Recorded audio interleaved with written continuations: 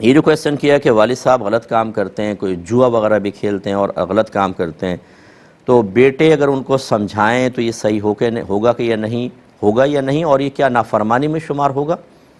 دیکھیں نافرمانی میں تو بالکل نہیں ہو سکتا۔ نافرمانی کا مطلب کیا ہے کہ والد صاحب کوئی حکم دیں اور آپ اس حکم کو نہ مانیں، اس کو کہتے ہیں نافرمانی۔ ماں باپ کے سلسلے میں نافرمانی کا اصول یہ ہوتا ہے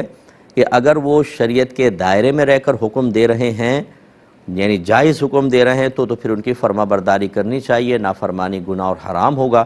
اور اگر وہ خلاف شرع حکم دے رہے ہیں، یعنی اگر فرض کر لیں کہ والدی یعنی آپ کے والد یہ کہیں کہ میرے ساتھ جوا کھیلو اور میرا حکم ہے، تو جب اللہ تعالیٰ کی نافرمانی یا معصیت کی طرف، گناہ کی طرف والدین بلا رہے ہوں، تو اس وقت پھر اللہ کی اطاعت کی جائے گی، پھر والدین کے مقام و مرتبے کو نہیں دیکھیں گے، اور اس وقت ان کی نافرمانی کرنا واجب ہوگا،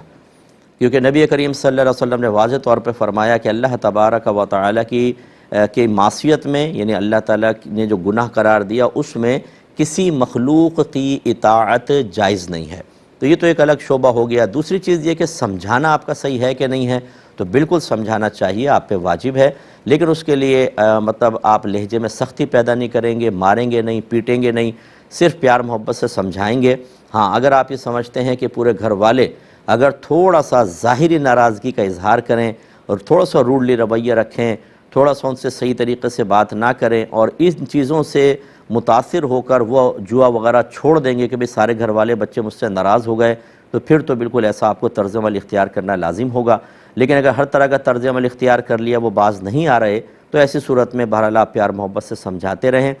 سمجھانا آپ کا بالکل گناہ نہیں ہے، بلکہ واجب ہے ان کو اس سے روکنا۔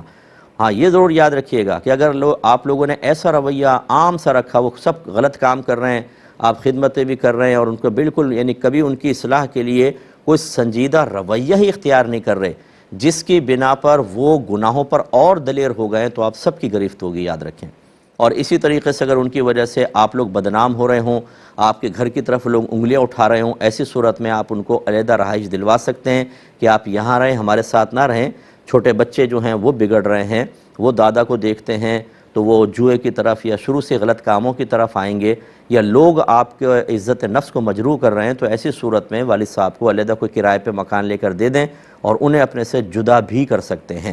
ہمارے یہاں بعض اوقات یہ ہوتا ہے کہ کوئی غیر غلط کام کر رہا ہو تو ہمارا غصہ دیکھنے والا ہوتا ہے، اور ہمارا قریبی غلط کام کر رہا ہو تو بس دیکھتے ہیں، اوائڈ کر دیتے ہیں، نظر انداز کر دیتے ہیں، ہنسی مذاق بھی ہو رہے ہیں، سب کام ہو رہے ہیں، یعنی وہ ہمیں اتنا برا نہیں لگتا۔ حالانکہ اللہ تبارک و تعالیٰ کی رضا کی خاطر دونوں کے ساتھ قلبی کیفیات بالکل یکساں ہونی چاہیے۔ اظہار اس کا کریں یا نہ کریں، اس کا میں نے حکم آپ کو بتایا کہ والد صاحب جو ہیں وہ چونکہ اللہ کی بارگاہ سے عطا کردہ منصب پر فائز ہیں کہ ان کو والد بنایا، آپ کی والدہ کو والدہ بنایا، اس وجہ سے ان کا ادب اور احترام ٹھیک ہے، لیکن ان کے غلط کام کے اندر اس طرح کا رویہ رکھنا کہ ان کی حوصلہ افزائی ہو، یہ آپ کے لیے آخرت کی بربادی کا سبب بنے گا۔